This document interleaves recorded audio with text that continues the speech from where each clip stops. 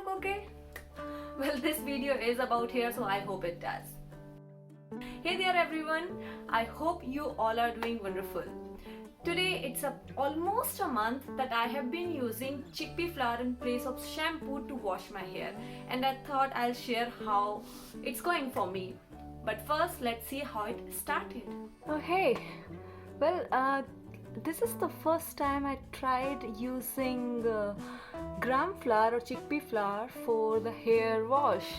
No shampoo, and I actually just washed today Fairyland Cottage's no shampoo update for 3 years, and it kind of got me excited to try it. And I mean, I wasn't expecting anything good out of first try, but I am surprised. I'm really surprised. I do feel a little bit of the smell of gram flour, but I guess I am from Indian household and that's kind of like a key ingredient in our kitchen, so I don't mind that. But I'm really surprised from it, so I'm thinking that I'll make a video out of it after a few months. Let's see how it goes. A few corrections from day one. Well, first of all, I spoke too early that it feels great right after the first wash. After using for almost a month now, I can tell you that there is a little bit of the learning curve if you are planning to go for using the chickpea flour in place of shampoo to wash your hair. On day one, when I was filming that video, my hair were still wet, and after they were dried completely, I felt like they were too dry. You know, when you use a little bit too much shampoo and the feeling that you get after that, it felt like that. And that happened because of two things that I did. It was my mistake. Well, first thing is that I took too much of chickpea flour for my the hair length that I have and the volume. And the second is I felt like my hair won't be clean, so I went ahead and rubbed that chickpea flour paste a little longer on my scalp, thinking that it will make it cleaner. But that was wrong of me to do. I'll share how to use it properly. And when I used it first time, I also did the apple cider vinegar rinse for my hair, which I can assure you, you don't really need. I still smell the chickpea flour a little bit, but it's there just for a couple of hours when you wash it, and after that it's gone. At least I don't feel it. It's a super windy day out there, so if you're hearing the sounds of wind, my apologies.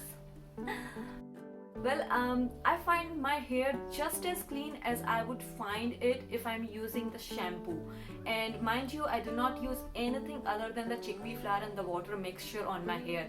No conditioner, nothing. To make the chickpea flour mixture, I take 1 tablespoon of chickpea flour and add similar amount of water to it.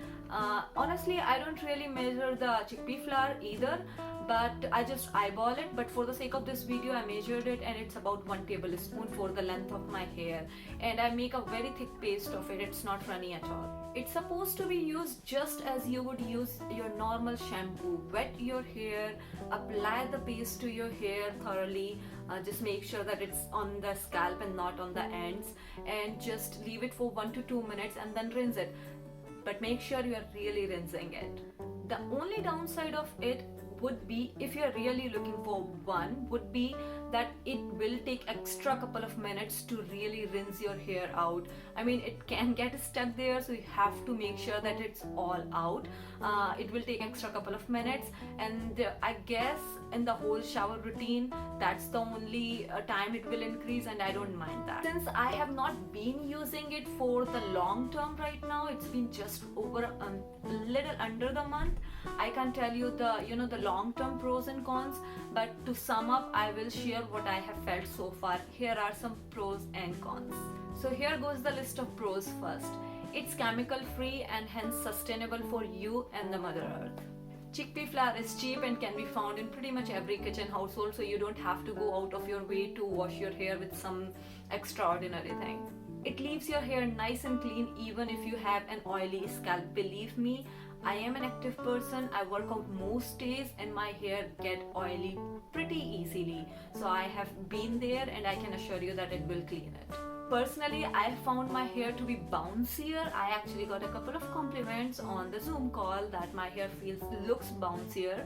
So personally that happened for me, and I hope it happens to you as well.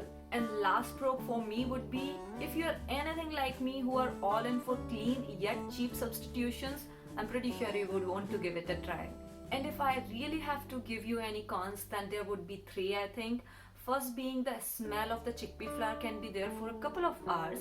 Second would be there is a bit of learning curve involved because you'll have to see how much of the chickpea flour works for you, how wet would you want it to be, you know. And the third and last would be it will increase your shower time by a couple of minutes. But then hey, if we are looking for clean yet cheap substitutions, I don't mind doing that. I should also mention that I wash my hair every third day. I do not wash it every day. Even though I am an active person, I can still get away with washing it only every third day. I hope this video gives you a really good idea on how this nice, sustainable, chemical-free process works for your hair, and it invites you to try the chickpea flour process for yourself. And with that, if you enjoyed this video, please do not forget to subscribe to my channel, leave a comment below how you liked it, and give it a thumbs up so that others can watch it too. I will see you next time. Have a wonderful day. Bye bye.